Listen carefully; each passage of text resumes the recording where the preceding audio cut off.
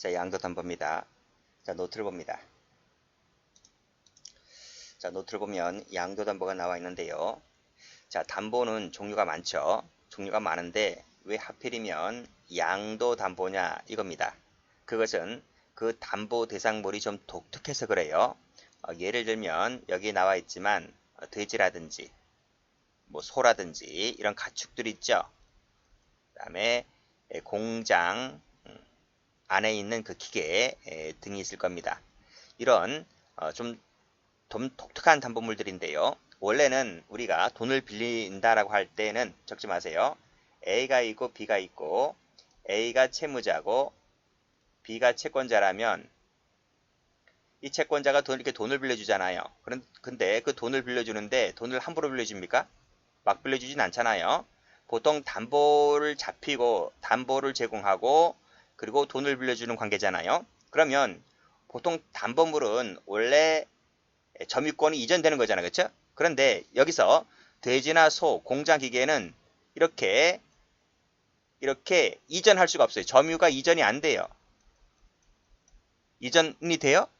그러면 돈을 빌리면서 이렇게 돈을 빌려주면서 돈을 빌려받으면서 돼지 네가 길러라 이렇게 할 수 있나요? 그럼 은행권이 돼지를 기르던가요?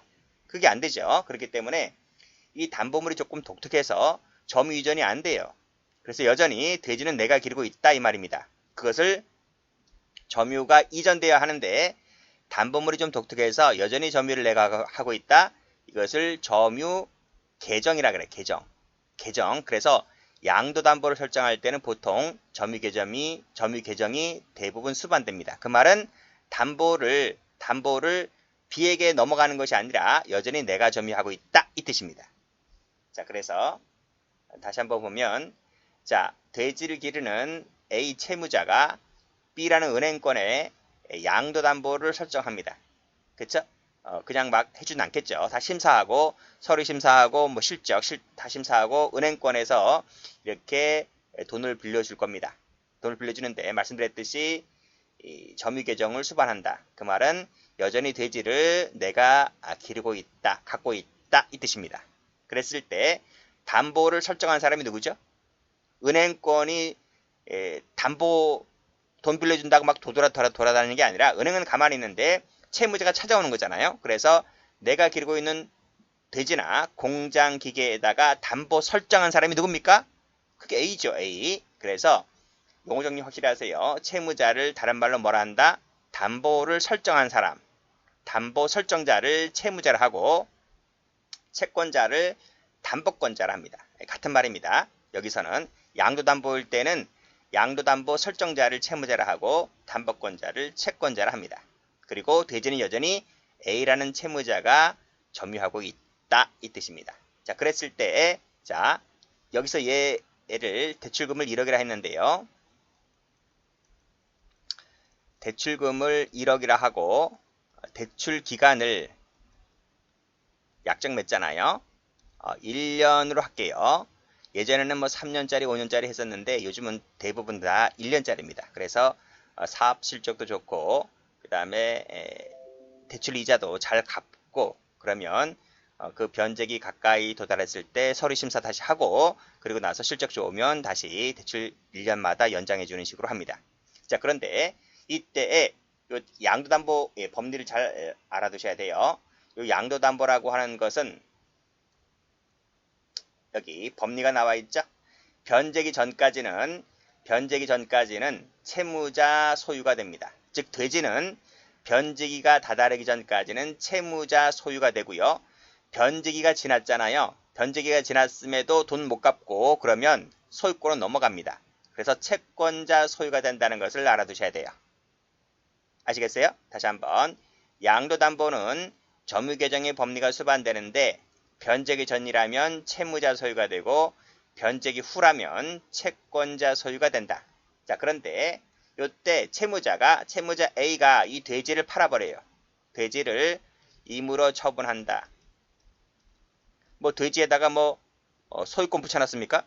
돼지 등짝에다가 이거 내 거, 이거 네 거 이렇게 적어놓지는 않았잖아요. 그래서 이 은행 모르게 돼지를 임의 처분했을 때, 즉 언제 변제기 전 또는 변제기 후에 처분했을 때 이것이 무슨 죄가 될 거냐 이런 말이고, 두 번째는 채권자는 담보권을 갖고 있잖아요. 그 담보권을 이 채무자 모르게 변제기 전 또는 후에 A 모르게 임의 처분할 수가 있어요.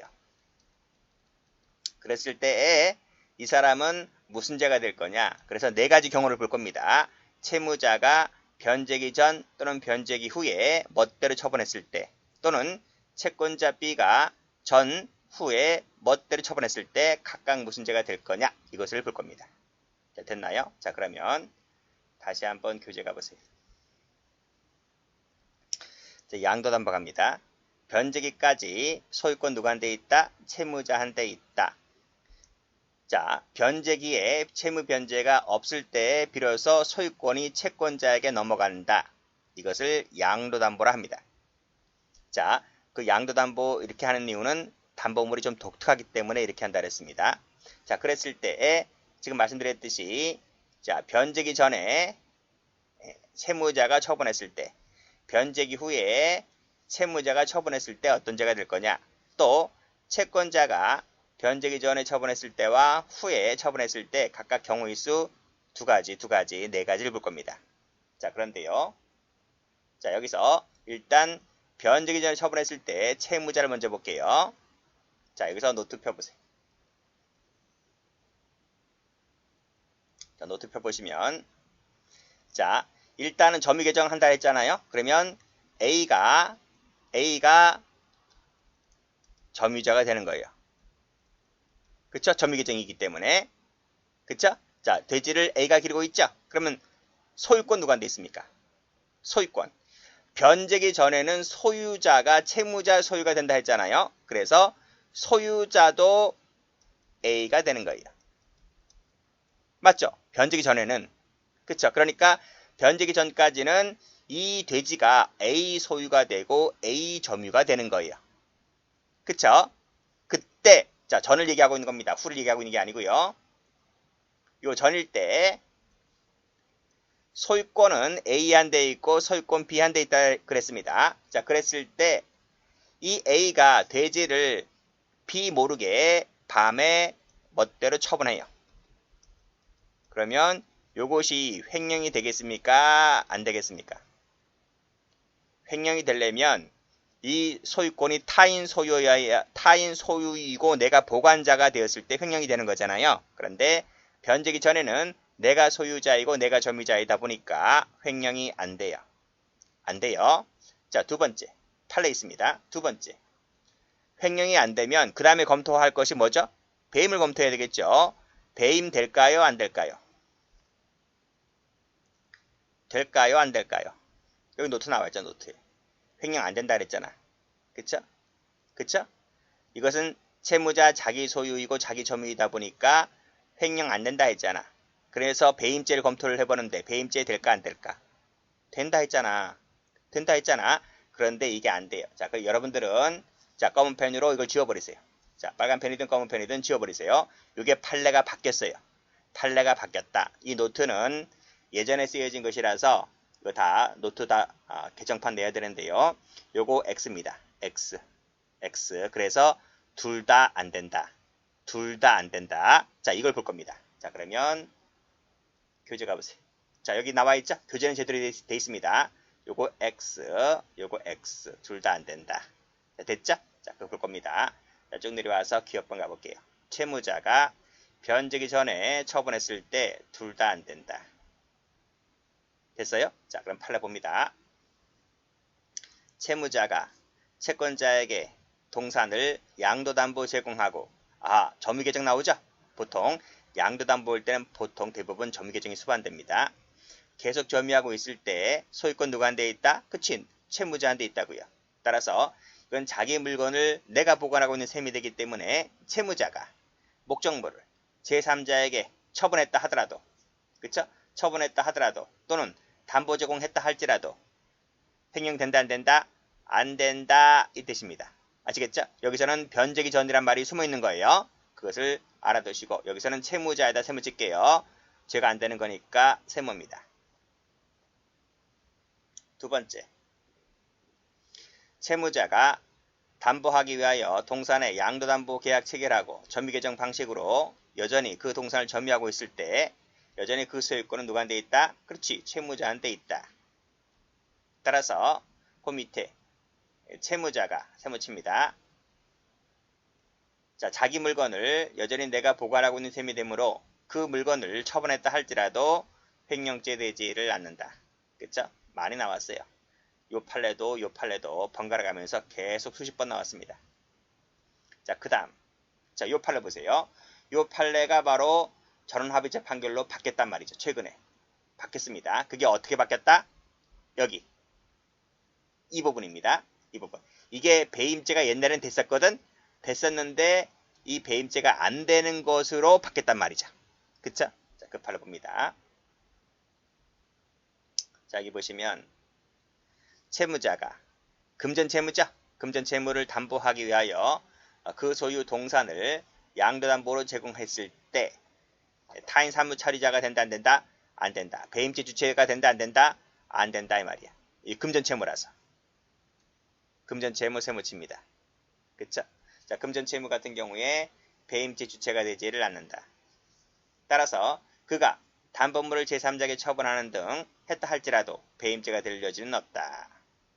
끊고 이와 같은 법리는 역시 동산이죠. 동산 방금 동산 본 거예요. 동산에 대해서 담보 설정 계약을 체결하고 이를 양도할 의무가 있음에도 제3자에게 처분했다 할지라도 똑같이 적용되는 것이고 주식도 마찬가지입니다. 주식도 같은 법리다. 주식도 역시 채무자가 제3자에게 해당 주식을 처분했다 할지라도 마찬가지다. 뭐 할 때? 금전채무일 때. 그래서 금전채무에다가 색깔을 칠합니다. 금전채무를 담보하기 위해서 동산을 처분했든지 여기 동산 처분했죠. 주식 처분했죠. 똑같습니다. 그랬을 때 전부 다 배임죄가 되지를 않는다. 이렇게 정리를 해두시면 돼요. 자, 그럼 하나 더 볼게요. 자, 뭘 보냐면 다시 노트 가볼게요. 한자 읽을 줄 아시죠? 이게 전이고 이게 후입니다. 변제기 전에 처분했을 때 둘 다 죄가 안 된다. 그럼 변제기 후에 처분했을 땐 죄가 될까? 판례 없어. 판례 없어서 안 봐도 됩니다. 아시겠어요? 안 봐도 된다. 그래서 넘겨보시면 판례가 없죠? 판례가 없어요. 자, 그러면 이제 채권자 볼게요. 채권자가 변제기 전에 처분했을 때는 어떻게 될 거냐라고 하는 것인데 다시 한번 노트 펴보세요. 자, 이제 이거 다 봤죠? 다 봤어요. 이제 다 봤어. 다 봤고 이제 채권자 볼까요? 채권자가 변제기 전에 이렇게 담보권을 임의 처분했을 때 요게 무슨 죄가 될 거냐 이 말입니다. 그럼 첫 번째 횡령 먼저 봐야 되겠죠? 횡령이 되겠습니까? 안 되겠습니까? 아니 변제기 전이라면 돼지를 A가 소유하고 있고 A가 점유하고 있다 했잖아요. B가 점유하고 있는 건 아니잖아요. 그래서 횡령이 될 여지는 없다. 그쵸? 될 여지는 없다. 그래서 여기 보시면 횡령되지 않는다. 그런 말이죠. 왜냐하면 A가 점유하고 있고 A가 소유자이기 때문에 즉 타인 소유 타인 점유이기 때문에 B 입장에서 봤을 때는 횡령이 될 여지는 없다. 그러면 배임 봐야 되겠지? 배임 될 것 같아? 안 될 것 같아요? 될 것 같아? 안 될 것 같아요? 변제기 전에 처분하면 배임은 돼요. 왜냐하면 이 사람이 돈 약정 기간까지 돈을 갚을 때까지는 매달 꼬박꼬박 이자 내잖아요. 그런데 그 멋대로 A 동의받지 않고 멋대로 담보권을 처분하게 되면 즉 그때까지는 담보권을 갖고 있어야 할 타인 사무처리자인데 지 멋대로 처분했기 때문에 A에게 손을 끼쳤다는 거야. 그래서 배임은 됩니다. 이것은 바뀐 것이 없습니다. 그래서 죄가 되는 것은 XXX인데 이것만 죄가 된다. 됐어요? 자, 그러면 교재 갑니다. 자, 변제기 전에 처분했을 때 죄가 될 거냐 안 될 거냐 보시면 첫 번째 거 누가 점유는 나중에 보세요. 자, 채권 담보 목적으로 소유권 이전 등기를 격려받은 채권자는 그치? 변제기 이전에 그 임무 위배에서 제3자에게 처분하면 뭐가 된다? 그치, 배임죄가 된다. 배임죄가 된다. 이런 말입니다. 요것은 뭐야? 요것은 다시 여기 한번 가보시면 누가 점유하고 있을 때? 그치, A가 점유하고 있을 때를 말하고 있는 거야. A가 점유하고 있을 때. 근데 어떤 사정으로 인해서 점유권이 일로 넘어갈 때가 있어. 왜냐하면 채권자가 한두 명이 아닐 수도 있단 말이죠. A가 B 한 사람에게 돈 빌렸으면 되는데 뭐 B, C, D, E, F, G 많은 사람으로부터 돈을 빌려 쓴단 말이죠. 왜냐하면 돼지에다가 이름 표딱지를 적어놓은 곳이 아니라서 채권자인 B 말고도 다른 은행 가서 예를 들면 처음에 농협 갔다가 농협에서 1순위 했다가 그 다음에 저쪽 가서 또 2순위 하고 저쪽 가서 또 3순위 하는데 그치, 돼지는 이 부동산 등기가 아니잖아요. 그러니까 동선이다 보니까 대출받기를 남 속여서 대출받기가 아주 수월하단 말이죠. 그래서 그랬을 때는 채권자가 여러 명일 수 있단 말입니다. 그래서 채권자가 수십 명이 막 달려오니까 A가 제일 이뻐 보이는 채권자랑 이제 결탁하는 거야. 결탁해서 야, 잠시 내가 너 덜 손해 보게 해줄 테니까 잠시 돼지를 또는 뭐 이런 담보 목적물을 니네 집, 니네 공장, 니네 창고 이런 데다가 잠시 숨겨놓으면 안 될까라고 짝짝꿍 하는 겁니다. 그래서 이 담보물을 원래 내가 점유하고 있었는데 어떤 사정으로 인해서 그중 제일 이뻐 보이는 채권자한테 이렇게 넘어갈 수 있단 말이죠. 그러면 누가 점유하고 있는 거예요? 그치, 채권자가 점유하고 있는 거예요. 채권자가. 그런 경우도 발생할 수 있다는 거예요. 자, 그래서 다시 한번 교재가 보시면 누가 점유한단 말은 원래는 채무자가 점유입니다. 채무자가 점유인데 요 두 번째 판례 가보면 요때는 채권자가 점유하는 거로 나와요. 자, 보죠. 자, 담보하기 위하여 동산에 양도담보 계약을 체결하고 점유개정 방식으로 여전히 그 동산을 점유하고 있다. 누가? 채무자가 점유하고 있는 겁니다. 그런데 여기 보시면 그 동산을 다른 사유로 인해서 보관하게 된 채권자가 이런 말 나오죠. 제가 방금 말씀드린 거예요. 그 중에서 제일 이뻐 보이는 채권자한테 채무자가 이렇게 맡긴단 말이죠. 다른 채권자들은 몰래. 그래서 채무자가 그 담보 목적물을 갖고 있었던 거예요. 그런데 이 사람이 내가 네 놈을 어떻게 믿냐? 네가 나한테 손해를 덜 하게 해준다고 하면서 나한테 다른 채권자들 몰래 이렇게 속여가지고 나한테 했지만 내가 네 놈을 어떻게 믿냐고. 그래서 이 사람이 채무자 동의 없이 멋대로 팔아버립니다. 아시겠어요? 그랬을 때는 무슨 죄가 된다? 변제기 전이다 보니까 요때는 소유자가 변제기 전이다 보니까 채무자가 된 거잖아요. 그러나 점유자는 누가 된 거예요? 채권자 자신이 된 거예요. 이 사람이 보관자가 된 것 아니겠습니까? 그래서 이때는 횡령죄가 돼버려요. 아시겠죠? 그렇게 정리를 해두시고 이 판례도 시험에 2번 정도 나온 적이 있습니다. 원래는 배임죄가 맞다. 원래는 배임죄가 맞는데 이 두 번째 판례는 뭐다? 그쵸?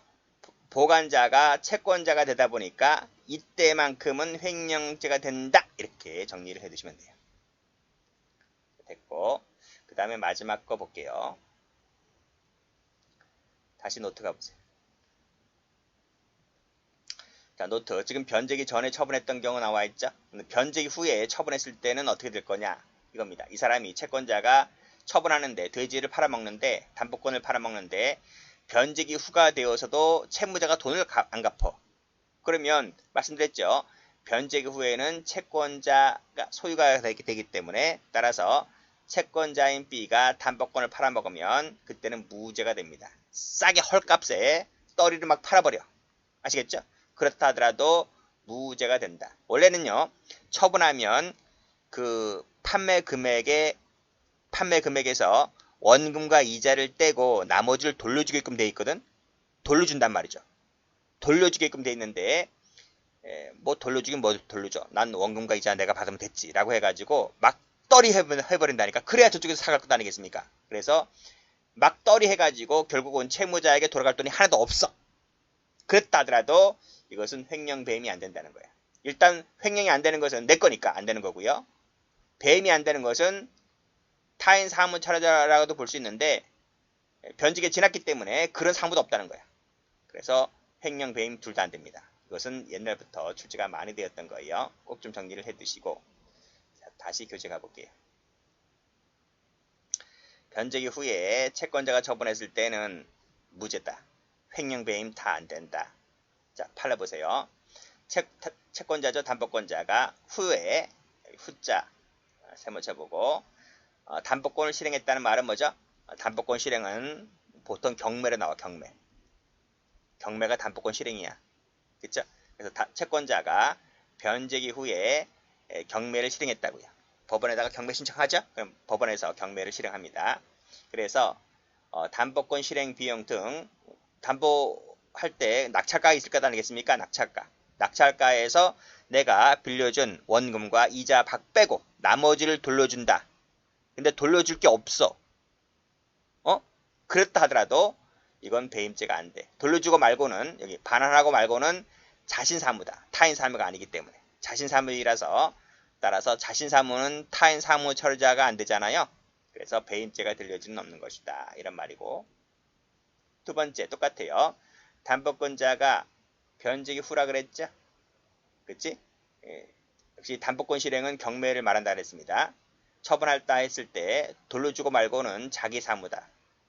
여기서 또 처분함에 있어서 시가에 따른 적절한 처분을 해야 할 의무는, 적절한 처분이란 말은 좀 적당하게 팔아라. 적당하게 팔아라. 물건값이 있는데 그 물건값대로 팔아야지 왜 싸게 후려치냐. 반값에 후려치고 거의 대폭 할인합니다. 그렇죠?